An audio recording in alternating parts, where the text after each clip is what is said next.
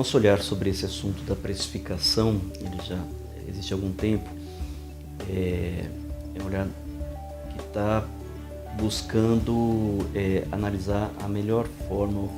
com maior custo-efetividade para promover a mitigação e de uma forma que alavanque potenciais vantagens competitivas na economia brasileira por essa característica, né, de ser uma economia que já é menos intensiva em carbono. A gente vê também com esse novo arcabouço internacional e o novo perfil de compromisso que o Brasil tem de assumir no período pós-2020, que a gente precisa olhar para outras abordagens, outros instrumentos voltados à mitigação das emissões de gases de efeito estufa, considerando limites que tem nas abordagens tradicionais de pensar em mecanismos de regulação que embutem custos também, embora não transparentes, ou de mecanismos que dependam de incentivos ou de recursos públicos que são limitados ou vão continuar a ser limitados. Então, a precificação, a gente olha para isso de um ponto de vista, nesse momento, bastante que é analítico e tal, de perceber quais são as melhores abordagens, ou tentar desenvolver as melhores abordagens aqui para o Brasil. A gente vê que internacionalmente o tema tem evoluído, as abordagens mesmo de como fazer, né, um sistema de comércio de emissões ou de como fazer a tributação de emissões também tem evoluído nessa perspectiva de mostrar que os mecanismos podem ser mais sofisticados e que muitas vezes tendem a ser mais parecidos do que diferentes, porque ambos buscam a mesma meta, que é de promover uma redução de emissões de uma forma custo efetiva e também de forma a que alavanque a inovação, a introdução de novas tecnologias que impliquem em ganho de eficiência e redução de emissões. Agora, exige um olhar para a realidade brasileira, para o contexto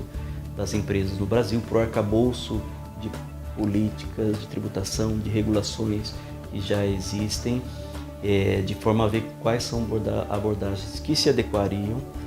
e que sejam de fato capazes de promover esse diferencial, vamos dizer assim,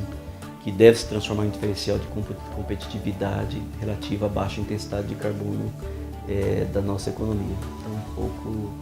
esse é o nosso olhar, a nossa abordagem na proposta de um trabalho mais sistemático, né, de análise dos setores, de explorar diferentes desenhos e abordagens para o Brasil, de fazer a simulação econômica dessas abordagens e a partir daí, e mediante um processo de muito diálogo com os setores e olhando muito para a experiência internacional e para o que está ocorrendo nesse momento internacionalmente, né, em formulação dos mecanismos, a partir daí a gente ser capaz de propor uma abordagem que seja adequada e tal, e que, enfim, a partir do debate, das definições, possa vir a ser incorporada à nossa agenda de instrumentos de mitigação. Eu acho que no conjunto, né, da política de mitigação, mas e cada vez mais no conjunto das políticas, né, quer dizer, elas devem indicar, sinalizar qual é a trajetória que se pretende para a economia brasileira, inclusive sob a ótica das emissões, da intensidade carbônica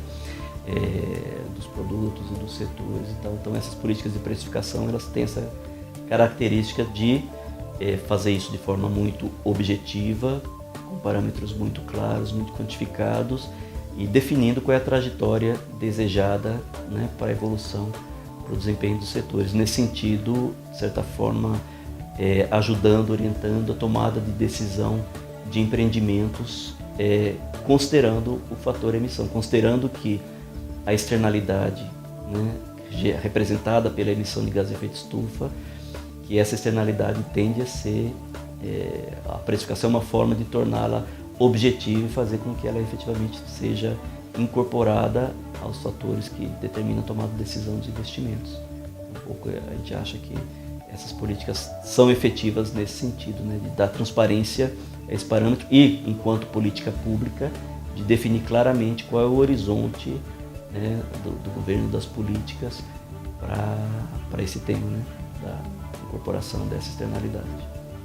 O desenho desses instrumentos tem isso como parâmetro, né? Quer dizer, como uma externalidade que tem essa característica de ser global, as políticas de mitigação necessariamente são vinculadas a essa meta global de estabilizar a concentração dos gases de efeito estufa. Então, a parte que o Brasil assume de compromisso no período pós-2020, apresentado agora nessa forma da nossa contribuição nacionalmente determinada, nessa versão apresentada, ela já nos dá a parcela de compromisso, que é um parâmetro, vamos dizer assim, mais geral, orientador das abordagens que vão se adotar. Essa é a nova etapa, uma nova geração, né, da política nacional de mudança do clima. Ela vai, como é hoje, olhar para uma série de instrumentos, e a nossa perspectiva é que ela deve também olhar para instrumentos que, de forma mais objetiva,